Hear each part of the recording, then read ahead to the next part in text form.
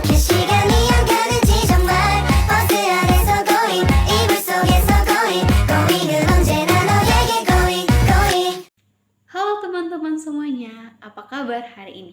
Perkenalkan, namaku Berta Ratu Miranda Gautam.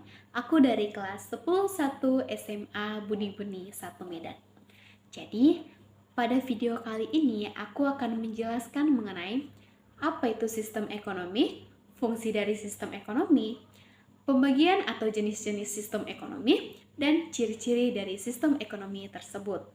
Jadi, langsung saja yuk kita lihat videonya. Oke, pembahasan yang pertama adalah apa itu sistem ekonomi.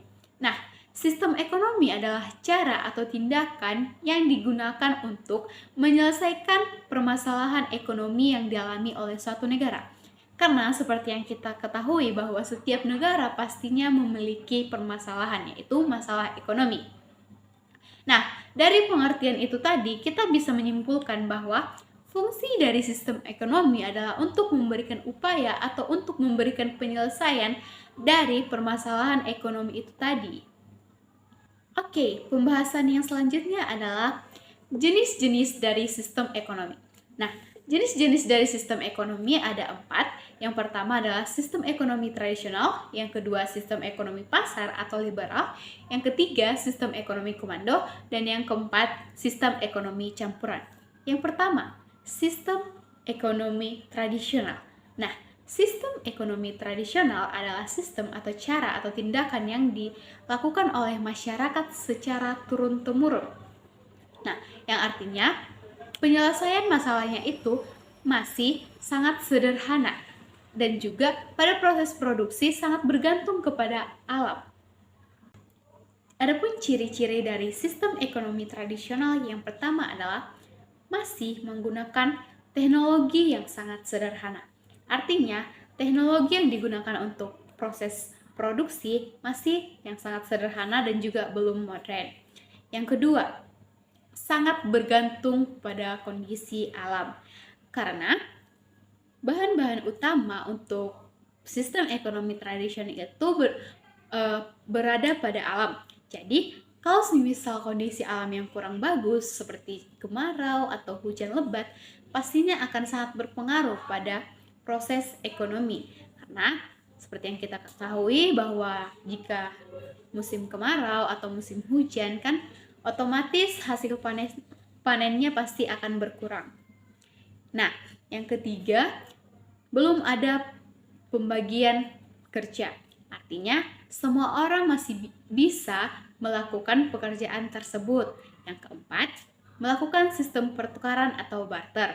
Nah, yang kelima, masih erat dengan tradisi-tradisi di sekitarnya.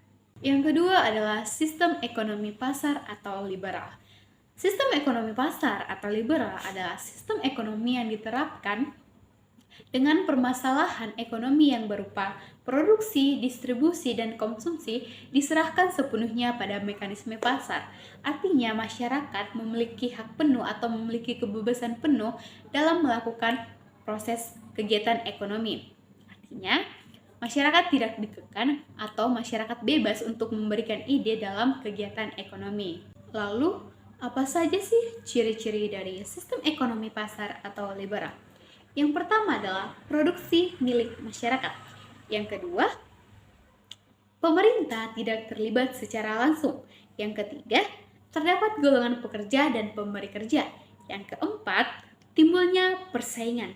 Artinya, jika semakin banyak orang yang melakukan perdagangan atau semakin banyak orang yang berprofesi sebagai pedagang, pastinya akan timbul persaingan. Contoh kecilnya, jika penjual satu menjual botol minuman dengan motif Hello Kitty, tetapi pedagang dua juga menjual botol minuman dengan motif Hello Kitty, pastinya mereka akan melakukan persaingan. Bisa berarti bahwa pedagang satu tidak suka jika pedagang dua mengikutinya.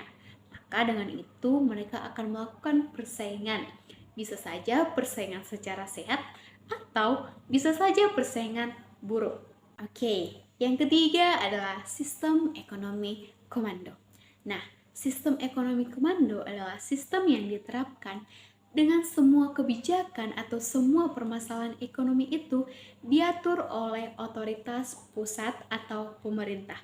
Artinya, semua permasalahan ekonomi yaitu apa barang yang akan diproduksi, bagaimana cara memproduksi, dan untuk siapa barang tersebut diproduksi, itu semua diatur oleh pemerintah. Oke, ada pun ciri-ciri dari sistem ekonomi komando. Yang pertama itu adalah seluruh alat dan seluruh sumber produksi dikuasai atau dimiliki oleh pemerintah. Yang kedua, seluruh kebijakan dalam kegiatan ekonomi semuanya diatur oleh otoritas pusat atau pemerintah. Dan yang ketiga, masyarakat tidak memiliki hak dalam memilih pekerjaan karena semuanya itu juga diatur oleh pemerintah. Yang keempat adalah sistem ekonomi campuran. Nah, sistem ekonomi campuran adalah sistem ekonomi yang diterapkan dengan menggabungkan sistem ekonomi pasar atau liberal dengan sistem ekonomi komando. Adapun ciri-ciri dari sistem ekonomi komando yang pertama adalah pihak pemerintah dan pihak swasta menjalin hubungan erat dalam melaksanakan kegiatan ekonomi yang lebih baik lagi. Lalu, timbulnya persaingan, tetapi masih diatur oleh pemerintah. Yang ketiga yaitu seluruh tatanan perekonomian diatur oleh mekanisme pasar, tetapi pemerintah masih memiliki hak atau masih bisa memberikan kebijakan dalam sistem ekonomi campuran ini.